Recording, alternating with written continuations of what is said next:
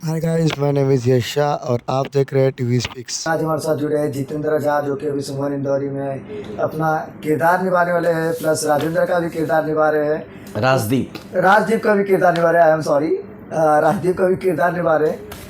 तो सर, पहले तो ये बताइए कि आज आपका क्या कुछ सीक्वेंस चलने वाला है। सुमन इंदौरी में सुमन जी जिस तरह प्रधानमंत्री नरेंद्र मोदी के राइट हैंड हैं अमित शाह, जी उस तरह सुमन इंदौरी में सुमन जी का राइट हैंड हूँ मैं। राजदीप नाम है मेरा। वैसे मेरा नाम जितेंद्र झा है। जी जी जितेंद्र जी, हमने सुना है कि आपने बहुत सारे टीवी सीरियल्स में काम किया है, जैसे कि वागले की दुनिया हो, जनक हो, मन सुंदर हो। तो ऐसी सारी टीवी सीरियल्स में काम करने का सुमन इंदौरी में क्या अलग आपको एक्सपीरियंस करने मिला है? देखिए, हर सीरियल का एक अपना फ्लो है। मन अति सुंदर एक प्रेम की दृष्टि से देखा जाता है। वागले की दुनिया एक सामाजिक स्तर पे एक जानकारी दी जाती है। तो ये जो है सुमन इंदौरी एक ऐसी लेडी जिससे समाज को बहुत कुछ प्रेरणा मिलता है। जो महिलाएं सोचती हैं हम घर में रह के सिर्फ चूल्हे चकवे कर सकते हैं या सिर्फ घर चला सकते हैं, बच्चे पैदा कर सकते हैं, उनके लिए आइडियल हैं। ये सुमन इंदौरी सीरियल से सीखना चाहिए कि किस तरह जज्बात, ये जो हमारा सीन चल रहा है ये चुनाव लड़ने वाली है। तो एक मीटिंग में हम बैठते हैं और मैं उनसे कहता हूँ किस तरह, मैं अंदर से ही बोलता हूँ कि अगर इस तरह वो जाएंगी तो चुनाव तो जीत नहीं पाएंगी। वो पलट के जवाब देती मेरे को, अच्छा जितेंद्र जी जिस दिन आप रणदीप जी जिस दिन आप एक महिला बन जाएंगे तो महिला को दायित्व को समझेंगे। हमें पॉलिटिक्स भी करना है, बच्चे भी देखना है, पति को संभालना है, समाज स्तर पर रहना है, तो कितनी जिम्मेदारियाँ होती हैं एक महिला को। तो उस बहुत अच्छा वो मोटिवेशन उन्होंने लाइन बोला है। आप देखिएगा आगे तो अच्छा लगेगा आपको। जितेंद्र जी, हमने सुना है कि आपने बहुत सारे गाने किए जिसके अंदर 200 मिलियन व्यूज आए, किसी को 300 मिलियन व्यूज आया। भोजपुरी एल्बम सॉन्ग्स कर रहे तो उसके बाद अचानक से हिंदी में आए, क्या कुछ है ये? क्यों मतलब हिंदी कैसे चूज़ किया आपने वापस? क्या होता है कि क्षेत्रीय भाषा कोई होता है, चाहे वो हरियाणवी हो, चाहे गुजराती हो, राजस्थानी हो, मारवाड़ी हो, हर व्यक्ति फोक होता है, एक क्षेत्र की भाषा होती है। जैसे भोजपुरी हमारा भाषा है, मैं जौनपुर से हूँ जी। मैं चाहता हूँ कि बड़े प्लेटफॉर्म पे जहाँ पे सारा इंडिया हमें देखे। अब भोजपुरी का छोटा बेल्ट है, 25 करोड़ की संख्या है, और मैं चाहता हूँ कि हिंदी के सारे लोग मुझे जाने। और क्योंकि मैं बचपन से ही एक्टर बनने का शौक़ था मुझे, तो मैं पंकज त्रिपाठी को, आशुतोष राणा को, मनोज बाजपेयी को, नवाजुद्दीन सिद्दीकी को, ओमपुरी साहब को, ऐसे लोग को फॉलो करता था। जी। और मैं आज तक अपनी ज़िंदगी में कभी भी एक्टर जो एक्टिंग थिएटर सीखते हैं, थिएटर्स आते हैं, कोई दिल्ली एनएसडी से, कोई कहाँ से, कोई कहाँ से, कोई निमित कपूर से, मैंने कहीं भी सीखा नहीं है। अच्छा। मैंने सिर्फ सबको ऑब्ज़र्व किया है, मैंने सबको देख देख के कोशिश की है। और मुझे लगता है कि खुद से करने में जो कॉन्फिडेंस आता है वो सिखाने में नहीं आता, सिखाने वाला बता देता है, करना आपको ही है बेसिकली। तो मुझे लगता है कि मैं खुद करता हूँ, मैं फील करता हूँ कि मैं नेता हूँ, मैं फील करता हूँ कि मैं इंस्पेक्टर हो भी दीवानी सीरियल किया मैंने। तो जब फील करेंगे तो वो होता है। तो इसलिए मुझे वो क्षेत्र छोटा लगा। और जब आपको उड़ने की उम्मीद है कि नहीं मुझे सारा जहाँ पाना है जी। तो मैं थोड़ा सा निकल गया, जौनपुर छोड़ दिया। नहीं तो लगभग मैंने 20-25 फिल्में, जैसे कुंवारी कन्या, अटूट बंधन, भारत भाग विधाता, शंकर साक्षी, कॉपेट बहू, दिशा, पैजनिया, शिकारी, रांझड़ा, विद्या, लाखों में एक बार बहू रानी, लगभग 20-25 फिल्में भोजपुरी किया हूँ कैरेक्टर। अच्छा। लेकिन मुझे जो अंदर का जो जज्बात था, अंदर की जो उत्तेजना थी, अंदर का जो इंसान था, वो कह रहा नहीं बेटा तेरी उड़ान बहुत लंबी है और तू बड़ा काम करेगा। और यही सोच के मैंने भोजपुरी को थोड़ा कम कर दिया। मना नहीं किया है कि मैं नहीं करूँगा, इसके लिए मेहनत करूँगा, भागूंगा, इसके लिए परेशान होऊंगा, लेकिन वो आ जाएगा तो झटके में कर लूँगा। जी। हमने देखा है आपके कुछ रील्स वगैरह में कि आपने कोई सीरियल में जो है लड़की का किरदार भी निभाया है। एक लड़का और एक जब हम लड़की का गेटअप धारण कर लेते हैं तो किस तरीके से आपने अपने आप को एक लड़की के किरदार में डाला है उसके लिए? जी, सही सवाल पूछा आपने। एक मेरा वेब सीरीज आया था जिसका नाम है भीगे होठ तेरे, वो यूट्यूब पे डालेंगे जितेंद्र झा भीगे होठ तेरे, तो लगभग 5-5.5 घंटे की मूवी है। देखिएगा ज़रूर, आप लोग देख रहे हैं अगर वीडियो को। तो मैंने महसूस किया कि जब एक महिला, क्योंकि आपकी भी माँ है, हमारी भी माँ है, हमारा बहन है, परिवार है, हम लोग क्या है कि आए घर में पैंट फेंके, शर्ट फेंके, कपड़े फेंके, हाफ पैंट पहने, लुंगी लपेटे घूम रहे हैं, बात कर रहे हैं, कुछ कर रहे हैं।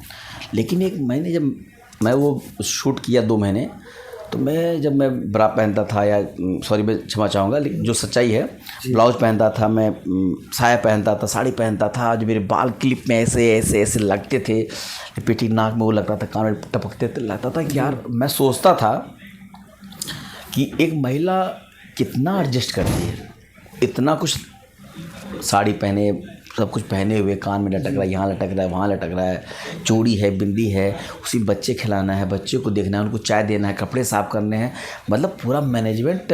वास्तव में यार, नारी, मैं फील किया कि मैं नारी हूँ। उस दिन से मेरे मन में नारी के प्रति इतना श्रद्धा प्रेम हो गया कि अगर मेरी मम्मी या मेरी वाइफ या मेरी कोई लड़की या बहन कोई कहती है कि ये कर दीजिए, मैं फट से कर देता हूँ कि यार कुछ हेल्प हो जाए उसका। ये तो मुझे लगा कि यार अमेजिंग, नारी, वही चीज़ मैं वही फील कर रहा हूँ। अभी मैं बोल भी रहा हूँ तो मुझे लग रहा है कि मैं उस वेश में हूँ। जी जी। आप समझ सकते हैं कि क्लिप जब लगता है तो पकड़े रहता है बाल को, इचताबे रहता है, वो सुबह से लेकर शाम तक तो आप पागल हो जाओगे, लेकिन वो किस तरीके से मैनेज करती हैं, तो बड़ा अच्छा लगा और वो नारी का रूप धारण किया था। आपने अपने जीवन में बहुत सारे किरदार निभाए, लेकिन आपका सबसे पसंदीदा किरदार कौन सा रहा है? मैंने बोला, मुझे ऐसा लग रहा है कि जिस तरीके से आपने नारी वाला बताया, तो शायद वो तो एक आपका पर्सनल फेवरेट रहा रहेगा, क्योंकि उसके अंदर आपने एक नारी को एक्सपीरियंस किया, बट उसके अलावा और कौन सा रहा है? हाँ, वो तो पर्सनल एक्सपीरियंस रहा। और अभी मैंने किया है ये दंगल चैनल पे आता है दीवानी जी। उस पर एक इंस्पेक्टर का था, और वो बड़ा अपने आप को कैप्चर करता है उनको, फिर अप डाउन जो उसका सीन है वो बड़ा भावुक करने वाला था। पारिवारिक मैटर को लेके लोग किस तरह परिवार में एक दूसरे को फंसाते हैं, पुलिस इन्वॉल्व होता है, जब पुलिस उस टाइप का हो तो उसे कितना प्रताड़ित करता है, वो सब दिखाया गया सिचुएशन, तो वो मुझे इम्पैक्ट किया। जी। हम देखने जाए तो आजकल के टाइम पे जिस तरीके से आपने बताया कि नारी के बारे में कितने स्ट्रगल्स होते हैं, बट आजकल नारी को हम देखें तो वो अपने जीवन में आजकल हम कहीं ना कहीं पुरुषों को भी पीछे छोड़ रही है। बहुत सारी इंडस्ट्री है जिसमें नारी हमसे आगे बढ़ रही है, इसके ऊपर आपका क्या कहना है? देखिए, आगे बढ़ने का सबको मौका मिलना चाहिए, सबको हिम्मत होनी चाहिए। और आपने कहा कि नारी बढ़ रही, लेकिन 100% अभी भी नहीं बढ़ रही जी। अभी भी 18 साल व शादी जैसे हुआ 16 साल की तो शादी खोजने लगते हैं। हमारे यहाँ यूपी बिहार में जहाँ रहता हूँ और अदर जगह वो फैसिलिटी नहीं, कहीं किसी की, हम लोग घूम के आते हैं शाम को, कोई नहीं बोलता है। यहाँ अगर 1 घंटे कहाँ गई थी, क्या हुआ, क्यों गई, क्यों रुकी वहाँ, किसका फ़ोन आया था, एकदम टॉर्चर किया। तभी भी बढ़ रही, लेकिन और भी मैं चाहता हूँ फ्रैंक हो जाए। जिस तरह माँ बाप अपने बेटे को देखते हैं, उसी तरह वो अपने बिटिया को भी देखे, और भी फ्रैंक होना है। जब समाज उजागर होगा, जानकार होगा, शिक्षित होगा, तो हम लोग बराबर के हो जाएंगे। हम देखना जानना चाहते हैं आपसे कि आपने नारी का किरदार भी निभा लिया है और अपने पुलिस वाले का किरदार निभाया, आपकी पर्सनैलिटी भी काफ़ी अच्छी है, तो क्या आप कभी मतलब बोलते ना एक आर्मी वाला जो रोल होता है वो सब आप कभी निभाना चाहेंगे किसी मूवी वगैरह के लिए, या वो निभा लिया आपने कभी? देखिए, मैं पुलिस का कर लिया हूँ, आर्मी का किया हूँ, किन्नर का किया हूँ, गे का किया हूँ जी। आश्रम में एक वेब सीरीज उसमें छोटा सा किया हूँ। उसके बाद मैं ज्वेलर्स का किया हूँ जी। मैं भिखारी का किया हूँ, मैं नेता का किया हूँ, और अभी मैं बादशाह का किया हूँ। अकबर बीरबल था, एक सीरियल आता था स्टार भारत में, अकबर कबल बीरबल, उस पर मैं था उनके साथ। तो अभी मैं मुगल शासन का एक ट्रायंगल फिल्म है, उनका भी मैंने किया है। तो लगभग मुझे लगता है कि मैंने 20 कैरेक्टर को निभा लिया है। जी जी। और लोग कहते हैं कि यार एक ही काम करो, अच्छे से करो। मैं सोचता हूँ कि पहले 2-4 साल ना सब कुछ कर लो, में लगा दो, सब कुछ करो, सीखना नहीं, आप करते रहोगे सीखते रहो। कुछ लोग सोचते हैं कि नहीं मैं थिएटर करूँगा, अभी मुझे एक्टिंग नहीं करनी, थिएटर सीखना, ये करना है, वो करना है, तब करूँगा। तब तक 4 साल या 5 साल बाद दुनिया बहुत आगे निकल चुकी होगी। इसलिए ज़रूरत है कि आप सीखते सीखते ही अपने आप को डेवलप करो। आप लिंक बनाओ, चाहे वो ईपी से हो, चाहे कंपनी से हो, चाहे प्रोडक्शन से हो, सीखते रहो, करते रहो, सीखते रहो। आप काम छोड़ के मत सीखो जी। सीखते सीखते जो एक्सपीरियंस हो वो हम कर रहे हैं जी। एक होता नहीं बता दिया ये करना है, टीचर बताते हैं एक्टिंग में आप ऐसे मुड़े, ये वो किए, ऐसा किए। एक आप कर रहे हो तो आप फिजिकली कर रहे हो ना, तो ज़्यादा प्रभाव पड़ता है। सर, आपने जैसे बताया कि आपने 20 से ज़्यादा किरदार निभा चुके हैं, तो कोई ऐसा किरदार अभी भी आपके मन में हो कि यार मुझे ये भी एक बार किरदार निभाना है? सर, लगभग सभी किरदार कर दिया। मेरे लाइफ का एक ऑडिशन बहुत प्यारा बना था। मैं उसको जब मैं कांप गया था कि कर पाऊँगा कि नहीं कर पाऊँगा, एक लाइन में था, ऑडिशन बनाया था, वो राजा के लिए आया था, वो बादशाह के लिए आया था कि वैसे तो जैसे हमारे रुतबे, हमारे जलाल, हमारी अजीब व शान शख्सियत, हमारी ख़ानदानी नूरानी शक्ल से ज़ाहिर है कि हम किसी तारुफ के मोहताज नहीं, पर फिर भी कुछ अकल के अंधे जो हमें हमारी शाही लिबास को देखकर ये सोच रहे हैं कि हम कौन हैं, तो हम उन्हें बता देना चाहते हैं हम शहज़ादा मोहम्मद उद्दीन ख़ानदान के वाहिद मुग़ल सल्तनत के इकलौते वारिश बादशाह अकबर के नूर चश्म, महारानी जोधाबाई की आंखों के तारे, इश्क के मारे पुकारते हैं नूर सारे, दोस्तों के लिए चांदी, दुश्मनों के लिए आंधी, अगले बादशाह हैं हम। ये लाइन जब मेरे पास आई एक अकबर बिलबर के लिए, तो मैं एक हफ्ते डिस्टर्ब था, मुझे खाना पीना कि कैसे ये ऑडिशन बनाया जाए लेकिन मैं हिंदी करता नहीं था, मैं भोजपुरी से था। लेकिन जब मैं एक हफ्ते बाद जब भेजा ना, तो प्रोडक्शन बहुत खुश हुआ कि यार इस टाइप का बंदा इतना अच्छा बना के भेजा, तो वो मेरे लिए चैलेंजिंग था और उसे मैंने स्वीकार किया। और आपको आगे बढ़ना है तो चैलेंज को स्वीकार करना पड़ेगा, ये बात जितेंद्र झा की माननी पड़ेगी। जी, मैं आपसे ये जानना चाहूँगा कि सर अभी हम देखते हैं कि बहुत सारे लोग को एक्टिंग करियर में तो आना है, बट कैसा है कि उनके पास रास्ते नहीं होते हैं, कभी और कभी रास्ते भी होते हैं। तो इस इंडस्ट्री में आजकल फ्रॉड काफ़ी बढ़ चुके हैं, तो लोग जो है एक्टिंग इंडस्ट्री में आने से काफ़ी ज़्यादा कतराते हैं। तो आप उन यूथ को और जो भी अपकमर्स है, जो अपकमिंग स्टार्स होने वाले हैं इस इंडस्ट्री के, उनको किस तरीके से प्रभावित करना चाहेंगे? आप बता दूं कि आज एक्टर की कमी है, एक्टरों की कमी है जी। आज कम से कम नहीं कुछ तो 600 700 800 हज़ार चैनल्स हैं, उन्हें एक्टर मिल रहे हैं, मिल ही नहीं रहे हैं। और ये जो कहते हैं कि फ्रॉड हो रहा है यार, नहीं कर पा रहे, कैसे? अगर आप अच्छे एक्टर हो, आपको जानकारी है, आप फील कर रहे हो, आप राजा फील करो तो वो राजा वाली फील, आप नौकर तो नौकर बन गए, तो आप मोमेंट गए तो आप वो फील करो और एक्टिंग अच्छी करो, आप कभी भी नहीं भटकोगे। फ्रॉड क्या, देखिए समाज में अच्छे लोग होते हैं, बुरे लोग भी होते हैं, ठीक है, दो बुरे अच्छा में अच्छे, तो समाज में लड़कियां बुरी होती अच्छी भी होती हैं, तो हर लाइन में अच्छा बुरा सब होता है। अब आप उसमें जब घुसोगे आपको जानकारी मिलेगी तो एक आध दो चीटर भी मिलेंगे, आपको उनसे बचना है, धीरे से साफ निकल जाना है। और यकीन मानिए कि काम एक्टरों के लिए इतना है कि वो लोग डिमांड करते हैं मुझे 50,000 चाहिए, कोई 25,000 चाहिए। अगर अच्छा काम करेंगे आप बोलें 10,000 चाहिए, फिर भी 5,000 चाहिए, आ जाएंगे। काम बहुत है, आपको मेहनत करना है, और मेहनत सिर्फ एक्टिंग लाइन में नहीं, किसी लाइन में दिल से करोगे, पागलों की तरह करोगे, जुनून की तरह करोगे, दीवानगी की तरह करोगे, तो दुनिया की कोई ताकत आपको काम करने से नहीं रोक सकती और आप कहीं नहीं भटकोगे। लेकिन जो कामचोर हैं, सोचते हैं कि अरे नहीं मिल रहा है, बहुत परेशान 2 साल से, ऐसा नहीं है। काम करिए, लगे रहिए, कास्टिंग वालों से मिलिए, कुछ अच्छे फ्रेंड बनाइए, एक लिंकअप बनाइए। थोड़ा तकलीफ़ होती, स्ट्रगल होता है, और टैलेंट रहेगा तो आप एक ना एक दिन ना फाड़ दोगे, आग लगा दोगे। सर मैं आपसे ये जानना चाहूँगा कि जब से आपने एक्टिंग जर्नी शुरू की आपके लाइफ में, तो आपके लाइफ में कोई ना कोई एक ऐसा मोमेंट भी आ रहेगा जो आपके लिए बहुत ज़्यादा चैलेंजिंग रहा होगा, बहुत ज़्यादा टफ रहा होगा। हर किसी की ज़िंदगी में ये मोमेंट आता है कि यार अब काम मुझे ये वाला नहीं करना है, मैं कोई और लाइन पकड़ूंगा। तो आपके लाइफ में कहीं ये मोमेंट आया, और अगर आया है तो आपने किस तरीके से डील किया उस सिचुएशन? कई बार होता है, कई बार बैठे रहते हैं, जब काम नहीं मिलता तो दिमाग में चलता रहता है कि अरे अब नहीं कर पाएंगे यार, इससे अच्छा तो मैं ये कर लेता, इससे अच्छा तो मैं बिजनेस कर लेता, पापा का ये हाथ बटा देता। खेत मेरे पास लगभग 70-75 बीघे ज़मीन है, ट्रैक्टर है, पोखरा है, गांव चला जाता हूँ, ये करता हूँ, नहीं करता हूँ।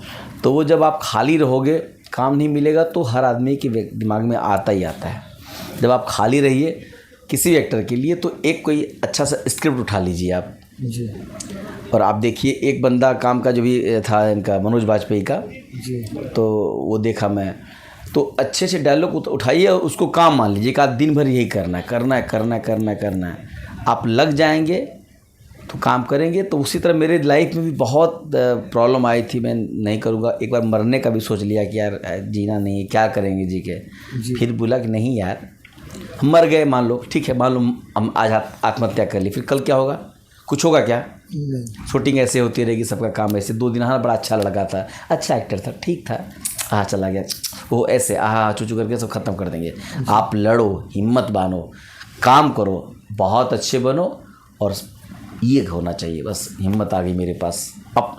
और मुझे किसी ने आज तक न एक्टिंग सिखाई है, न बोलना सिखाया है, और मैंने स्टेटस पे लिखा था 2019 या 18 में जी कि मेरी लड़ाई खुद से है। आप चेक करेंगे अभी, देखिएगा, आपको बता रहा हूँ, जी लिखना मेरी लड़ाई खुद से है। तो आप खुद ही टीचर हो और खुद स्टूडेंट हो और खुद से लड़ना है और आगे बढ़ना है। और जिस दिन लड़ना सीख गए, दुनिया की कोई ताकत आपको आगे बढ़ने से नहीं रोक सकती। ये जितेंद्र झा का मानना है। जी।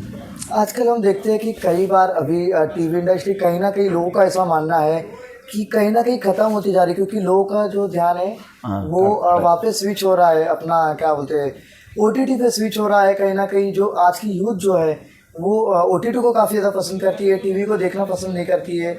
तो उसको लेकर आपका क्या ओपिनियन है? क्या OTT की ही मतलब आगे फ्यूचर होने वाला है, या टीवी जैसे न्यूज़पेपर को कहा जाता है कि बंद होगा, लेकिन न्यूज़पेपर बंद नहीं हो रहा है, लोग उसको जो चाहने वाले वो पढ़ ही रहे?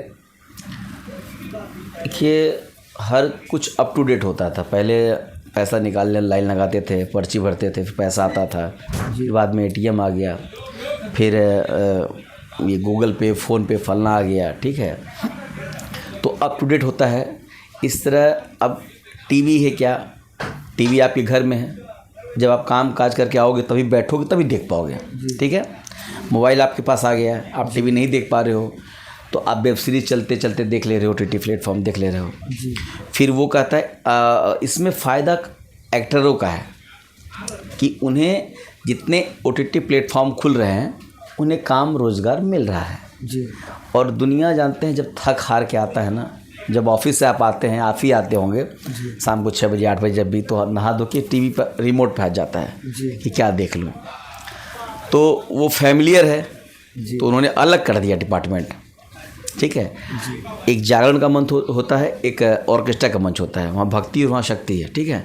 तो टीवी तो हमेशा चलेगा क्योंकि आपका बच्चा, आपका बहन, आपकी बेटी शिक्षित है, वो देखेंगे सीरियल्स, कार्टून्स और तमाम चीज़ें, रामायण महाभारत और भी फिल्में जी। और OTT पे तो फिल्में ऐसा हर कुछ चलेगा।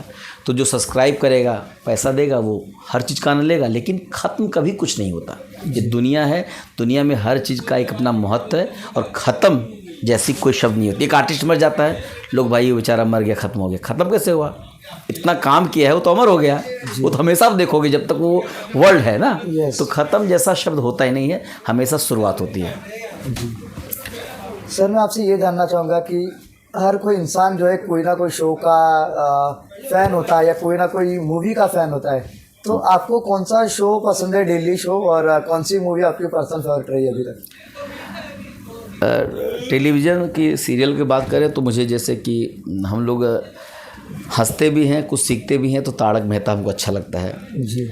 अभी अनुपमा एक सीरियल आता तो उसमें बहुत रस से उन्होंने जो बोलने का तरीका था, आँख में पल भर में अपने आप को अट्रैक्ट कर लेना, अनुपमा अच्छा लगता था। Yes yes. फिल्म मैं लगभग बहुत सी देखता हूँ। अभी पुष्पा देखी मैंने, तो मुझे हाँ पुष्पा 2, तो ये थोड़ा सा मुझे अट्रैक्ट किया कि यार मतलब विदिन सेकेंड चेंज हो जाता था। क्या ऐड किया गया, क्या टेक्निकल चीज़ें यूज़ की गई है, वो मुझे अभी लगता है कि अभी तक मुझे मेरी बेस्ट फिल्म के रूप में अब वो आई है जी। उसके पहले मैंने ऐश्वर्या राय और सलमान खान की फिल्म थी, बड़ा अच्छा जी। लेकिन नाम नहीं आ रहा है, उसमें उसके बदन में आग लग जाता था, बड़ा अच्छा नाम याद नहीं आ रहा है, तो वो था मेरा। लेकिन अभी प्रेजेंट टाइम में पुष्पा 2 मज़ा आता है, सीखने को मिलता है, उसका एटीट्यूड, स्टाइल, और वो किस तरीके से जंगल में था, वो पहली बार वो गाड़ी से गया था, वहाँ उतार दिया गया उसे, बोला कि रे भाई कितने की गाड़ी आती है, बोले 7 लाख, बाबू लेके आ तभी जाऊँगा यहाँ साला, ये एटीट्यूड मारना चाहता। मैं आ गया हूँ मुंबई एक्टिंग करने, तो फाड़ के ही जाऊँगा, 50 फिल्में करके ही जाऊँगा। वो हमें भी करता है, वो ऐसे पैर पे बैठा था तो बोला कि मालिक आ रहा है, ये पैर हटा, क्यों, तो उसका पैर है वो नहीं हटाया, तो एटीट्यूड आ गया उसके अंदर। फिर वो सीन में जब वो बैठा था तो बोला कि तो बैठ जा, क्यों खड़ा है, बोला नहीं साला आएगा तो मुझे खड़ा होना पड़ेगा, वो स्टाइल नहीं अपना अपना खड़ा ही रहेगा। तो वो एटीट्यूड आना चाहिए एक्टरों को, तो यही है सब कहानी। 1-2 आखिरी और सवाल।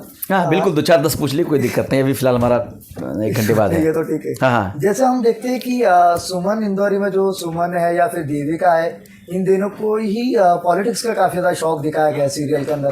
कहीं ना कहीं इसकी स्टोरी थोड़ी यूनिक लगती है, क्योंकि हर सीरियल में वही सास बहू वाला ड्रामा चलता है, वही बहू पे अत्याचार होता है या फिर सास बहू को घर से निकाल देती है, वही वही सीन पूरे चलते रहते हैं। बट सुमन इंदौरी में इन लोग को जो एक पॉलिटिकल एंगल दे दिया गया है, देवर भाभी वाला सीक्वेंस जो चलाया गया है। तो आजकल के टाइम पे हम देखते हैं कि राजनीति में लड़कियां तो है, बट लड़कियां फिर भी राजनीति को इतना ज़्यादा और राजनीति भी लड़कियों के लिए एक्सेप्ट नहीं करता है। तो इसके ऊपर आपका क्या विचार, क्योंकि आपने एक्सपीरियंस भी किया है। देखिए क्या होता है कि अगर मैं आपसे पूछूं कि आपका बेटा क्या बनाना चाहते हैं तो आप कहेंगे डॉक्टर। डॉक्टर नहीं बोलेंगे इंजीनियर, स्पोर्ट्स, क्या बोलेंगे आप? कुछ भी बोलेंगे। हाँ। मैं सीए बनाऊंगा, यस, मैं बिजनेस बनाएंगे, या कुछ और बोलिए, आप जो भी कहेंगे आप बनाएं। आप 99 या 100% व्यक्ति को पूछिए तो कोई नहीं कहेगा कि हम अपने बेटे को नेता बनाएंगे। जी। बोलेगा? कोई नहीं बोलेगा। लेकिन देश कौन चला रहा है? नेता। सिंपल सी बात है। तो नेता नहीं बनेगा तो देश कैसे चलेगा? और अच्छे नेता नहीं आएंगे तो देश कैसे चलेगा? चोरी किया, चुनाव किया, गोली मारा, अब भाई फलना उसने गोली मार दिया, चुनाव लड़ गया, जीत गया, विधायक हो गया, सांसद, आमदार, खासदार, जो भी बोलते हैं यहाँ पे। हमारे यहाँ विधायक सांसद बोलते हैं, यहाँ खासदार बोलते हैं, आमदार बोलते हैं। आमदार, खासदार। लेकिन हमारे यहाँ यूपी में विधायक बोलते हैं और सांसद बोलते हैं। जी। तो अब वो गुंडे आ रहे हैं। जी। तो हम जब शिक्षा को पढ़ाएंगे, नहीं बेटा मेरा बेटा एमएलए की तैयारी करेगा, एमपी की तैयारी करेगा, सारी पॉलिटिक्स जानकारी देगा, सारी अर्थव्यवस्था देगा, जब वो चुनाव प्रचार में या कहीं सभा लगा के बोलेगा तो लोग उससे वोट करेंगे, पार्टी हो चाहे ना हो। तो नेता होना बहुत ज़रूरी है। तो इसलिए इन्होंने माइंड को डेवलप इधर घुमा दिया है कि थोड़ी सी पॉलिटिक्स में भी आइए। गंदी पॉलिटिक्स नहीं, पॉलिटिक्स अच्छी हो। हाँ। अच्छे नेता हो। क्योंकि सच पूछिए तो लाख हम एक्टर हैं, बिजनेसमैन है, काम है, देश को नेता ही चला रहे हैं। उनका एक ऑर्डर भी हो जाए तो फिल्म सिटी बंद हो जाएगी रातों रात, कि कोई शूट नहीं होगा। एक कॉल आया, विदिंग सब रुक जाएगा। क्यों? इतना पावर है। तो गलत हाथ में पावर नहीं जानी चाहिए, इसलिए नेता बनना ज़रूरी है। और अगर जब नेता पॉलिटिशियन लड़के बन सकते हैं तो लड़की को भी बराबर का हक होना चाहिए। मैं तो कहूँगा कि संसद में या विधानसभा में, ठीक है, कि 50-50 कर दीजिए। आधी लड़की रहेंगी, आधे लड़के रहेंगे। अगर इस ज़िले में हमारे पास हम बीजेपी हैं या कांग्रेस है, सपा हैं, मेरे पास इतना सीट मुझे लड़ना है, तो इसमें मैं आधा महिलाओं को दूंगा। जी भाई, महिलाओं की वजह से हम है ना, तो लाना ज़रूरी है। और जिस तरीके से महिलाएं परिवार चला सकती हैं ना बचपन से, तो देश भी चला सकती है। वो कैपेसिटी है। एक औरत जब मर के 9 महीने को बच्चे रख के पैदा करती है, सोचिए कितनी हिम्मत होगी। आप करके देखिए कभी। जी। तो हो नहीं सकता। हाँ, असंभव है। तो मेरे सिर्फ एक ही काम कर सकते हैं ना। आजकल लोगों का एक माइंडसेट भी बन चुका है कि मतलब लड़के हैं तो इनको क्या है, इनको तो सिर्फ पैसे कमाना है। मतलब एक माइंडसेट बन गया, लड़की है तो क्या है, इनको सिर्फ चूल्हा चौका संभालना है, रात में फिर आ जाना बिस्तर पे। तो वो नहीं, इन्हें भी मौका मिलना चाहिए। और मैं समझता हूँ कि अगर आपके घर में एक लड़का एक लड़की है तो लड़का हमेशा चुलबुला होगा, इधर उधर करेगा, लड़की शांत होगी। और जो शांत स्वभाव में जो काम बंदी करती है वो ये वाला बंदा नहीं कर पाएगा। तो लड़कियों का पॉलिटिक्स में आना ज़रूरी है। इसलिए सुमन इंदौरी में इस चीज़ को पेश किया जा रहा है, इस तरीके से बताया जा रहा है। क्योंकि यहाँ पे जो तीर्थ मित्तल हैं वो इनके अपोजिट पार्टी में देविका है, और इधर ये सुमन जी के साथ मैं हूँ। तो मैं पूरा गाइड करता हूँ। नहीं मैडम, अभी मेरा कल डायलॉग था बड़ा अच्छा कि अरे पिछली बार उन्होंने कहा कि पिछली बार बहुत ज़्यादा वोट पाए थे। मैंने बोला कि नहीं, इस बार वोट नहीं पाएंगे, इस बार आपका दबदबा है जी। और देखा नहीं आपने क्या धमाकेदार इस जगह पे आपकी एंट्री हुई है, और आपके पूरे समाज में चर्चे हैं, आपके भाषण के चर्चे हैं, और आप रील पे वायरल हो। मीन्स आपके अंदर वो जोश से जज्बात आप कर सकती हैं। तो मैं उन्हें पुश करता हूँ, सुमन जी को, कि आप करना है। तो इस तरह एक महिला को, एक स्त्री को, एक समाज की लड़की को पुश करने वाला व्यक्ति चाहिए जो उसे पॉलिटिशियन बनाए और देश के भविष्य को अच्छे हाथों में दे। जी।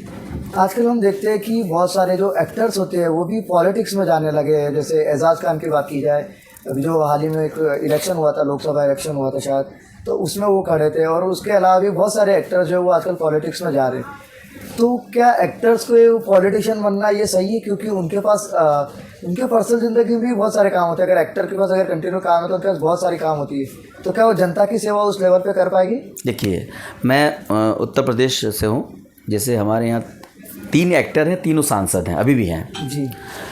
रवि किशन, नाम सुना ही होगा आपने जी। मनोज तिवारी जी, और थे ये दिनेश लाल यादव, नहीं रहुआ जी ना, वो बिग बॉस में भी गए थे जी।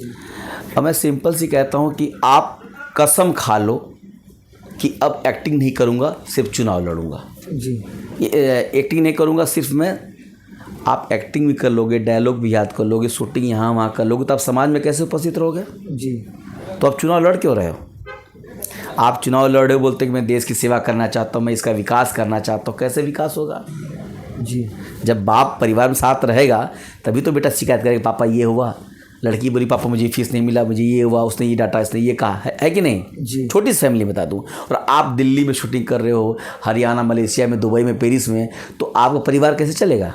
जी तो इनको जो एक्टर है, इन्हें एक्टर ही अच्छे लगते हैं क्योंकि इनकी पहचान एक्टर से बनी है, उसको ही अच्छा ले जाइए ना। बहुत से ऐसे एक्टर हैं जिन्हें ऑफ़र मिला, वो जो साउथ के हीरो हैं, क्या नाम उनका, रजनीकांत साहब, बोले नहीं मैं एक्टर ही अच्छा हूँ। और यकीन मानिए कि आप जब चुनाव लड़ते हो किसी एक पार्टी से लड़ते हो, ठीक है, एक पार्टी लड़ने के बाद 25 पार्टियाँ आपकी विपरीत हो जाती, गाली देती है, जी कमेंट करती है, तो आप एक के लिए बाकी सबके बुरे हो गए। जी फिर आप शूटिंग करो, फिर वो करो, मज़ा नहीं आता। तो एक्टर को, क्योंकि आपके नाम के साथ पहला क्या लग गया? एक्टर। कौन चुनाव लड़ रहा है? एक्टर। नेता नहीं लग रहा है, क्या लग रहा है? एक्टर लग रहा है। एक्टर ये आयात खान एक्टर, दिनेश मनोज तिवारी एक्टर, ये एक्टर, वो फलना चिल्ला जो भी है, जी एक्टिंग करो। और जैसे प्रधानमंत्री नरेंद्र जी हैं और अमित शाह हैं, ये लोग क्या पॉलिटिशियन हैं। जी तो नेता को नेतागिरी करना चाहिए, एक्टर को एक्टिंग करना चाहिए। और एक्टिंग नहीं करनी है कि नहीं अब मुझे पॉलिटिक्स करनी है, तो मैं उस दिन कहूँगा कि आज से मैं संन्यास लेता हूँ कि मैं एक्टिंग का ए भी नहीं करूँगा और अपने क्षेत्र की, अपने ज़िले की, अपने प्रदेश की रक्षा करूँगा, सेवा करूँगा और संपूर्ण रूप में एक्टिंग को त्यागता हूँ। अब मैं आपके साथ समर्पित हूँ जब तक सांसें चलेंगी। जी और एक्टर उनको इन्वॉल्व होना चाहिए नेतागिरी में कि जब लगे कि एक्टिंग नहीं कर पाएंगे, अब दिल भर गया है, मैंने बहुत कर लिया, अब मुझे ठहराव चाहिए, मुझे विकास चाहिए, तो आप संपूर्ण रूप से आइए, नहीं तो मत आइए। जी सर, मैं आपसे पूछना चाहूँगा, जिस तरीके से आपने हमें बताया एक्टिंग के बारे में, पॉलिटिक्स के बारे में, तो कहीं ना कहीं आपको पॉलिटिक्स की काफ़ी अच्छी जानकारी है, तो क्या आप भी कभी मतलब पॉलिटिक्स ज्वाइन करोगे एक्टिंग को छोड़ के फ्यूचर में? नहीं, मैं दिल्ली विश्वविद्यालय से NSUI होता है, यूथ कांग्रेस होता है, मैं वहाँ चुनाव लड़ा हूँ। मैं TD कॉलेज जौनपुर से चुनाव लड़ा हूँ और मैंने बहुत से चुनाव देखे हैं, मैं कैंपेन किया हूँ। जी तो नेता तो सबके अंदर है, नेता उनको लगता है कि मुझे भी वो नीली बत्ती लाल बत्ती मिल जाए। पुलिस, आप लाख एक्टर बनो, बस एक्टर हो, सुरक्षा गार्ड लग जाएंगे, लेकिन जब सांसद बनोगे ना तो 20 पुलिस आपके पीछे, आपको कानून व्यवस्था देगी, उसका एक अलग मज़ा है, उसका कुर्सी होता है। आप बिग भी हो, मान लीजिए अमिताभ बच्चन जी बिग भी हैं, अच्छा है, वो 100 सुरक्षा गार्ड लगा सकते हैं जी, लेकिन आप सांसद हो जाओ ना तो 100 पुलिस वाले, 100 दरोगा आपके पीछे घूमेंगे कि सांसद जी आए, विधायक जी आए, है कि नहीं? तो उसका एक अलग लेवल है। तो जब मुझे क्या लगता है कि जब मैं लगेगा कि एक्टिंग क्या है, एक्टिंग थकाने वाली है, रनिंग शॉट है, डायलॉग्स है, गिरना है, पढ़ना है, वो करना है, कपड़ा चेंज, मेकअप करना है, यहाँ जाना वहाँ जाना, वो परेशान हो जाऊंगा कि नहीं यार बहुत भागम भाग कर लिया, कभी मठ में, कभी गोरेगांव में, कभी मलाड में, कभी वसई विरार में, ये सेट पे, कभी वहाँ सेट पे, है कि नहीं? जी। अब मुझे रुक जाना है, अब एक्टिंग नहीं करनी है। तो इसके पहले मैं बोल चुका हूँ ना कि तब मैं करूँगा पॉलिटिक्स, जी, क्योंकि उस समय जब मैं बहुत बड़े एक्टर के रूप में हो जाऊंगा तो सब मुझे जानते रहेंगे, अपना तरीका हो जाएगा और मैं शपथ लूँगा सबके बीच में कि मैं शपथ लेता हूँ कि आज के बाद मैं एक्टिंग नहीं करूँगा, मैं आपकी सेवा करूँगा, चुनाव हारा चाहे जीता, मैं आपके साथ हमेशा मरते दम तक रहूँगा। ये मेरा फंडा रहेगा। अगर आप कभी पॉलिटिशियन बन जाते हैं तो आप इस देश में और या फिर आप जिस भी राज्य में बनते हो, CM में जो भी पहले तो छोटी मोटी पोस्टें मिलेगी, तो आप वहाँ पे क्या बदलाव करना चाहेंगे? सबसे पहला बदलाव मेरा रहेगा शिक्षा, पहला बदलाव। जी, लोग कहते हैं नाली बना दूंगा, सड़क बना दूंगा, मकान बना दूंगा, पेंशन दे दूंगा, गरीबी ये करा दूंगा, विकलांगों को करा दूंगा, विधवाओं को ये करा दूंगा। नहीं, आप शिक्षित करो, हर आदमी को रोज़गार मिलेगा, किसी को 1 लाख का, किसी को 50,000 का, किसी को 25,000, किसी को 10,000, जो जैसा शिक्षा लेगा। जी, तो सबसे पहले समाज को शिक्षा चाहिए, जो सरकार नहीं देती। सारी व्यवस्थाएं करती हैं कि ये परसेंटेज पानी फ्री, इतना बिजली माफ़, किसानों का ये माफ़। अरे क्यों माफ़ कर रहे हो भाई?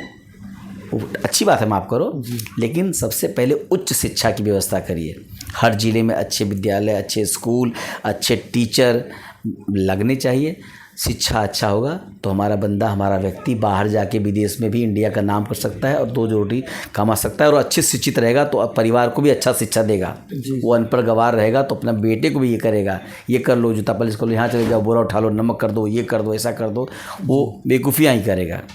हम शिक्षित होंगे तो एक शिक्षित व्यक्ति अकेला शिक्षित नहीं होता, मुझे लगता है उसके पीछे लाखों लोग शिक्षित होते हैं। जी। जैसे मैं टीचर हूँ, मैंने पढ़ाया 100 बच्चों को, ठीक है, 100 बच्चे मुझसे शिक्षित हुए, कल वो टीचर बने या शिक्षित हुए तो वो उनको फैलाए, एक फैलता है ना, तो वो एटमॉस्फेयर बनता है। हाँ। तो आप एक व्यक्ति को शिक्षित करो, यानी कि सरकार अच्छा विद्यालय खोलती है, अच्छा शिक्षा देती है, संस्कार देती है, वजीफ़ा देती है, वो उसकी व्यवस्था देती है, तो ये सबसे बड़ी होता है। तो इसलिए मैं सबसे पहले शिक्षा पर विशेष ध्यान दूंगा। जी।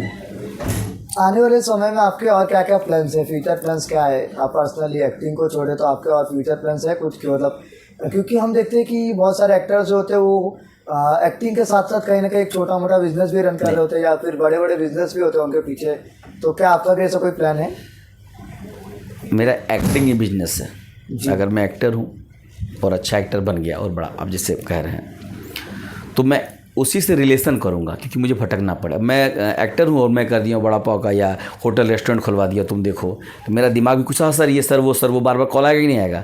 अब मैं एक्टर हूँ, मैंने थिएटर इंस्टीट्यूट खुलवा दिया, टीचर लगा दिया भाई सिखाओ, तो मैं भी सीख सकता हूँ, बता सकता हूँ कि भाई वो फलना आ रहे हैं, वो फ़ायदा हो गया।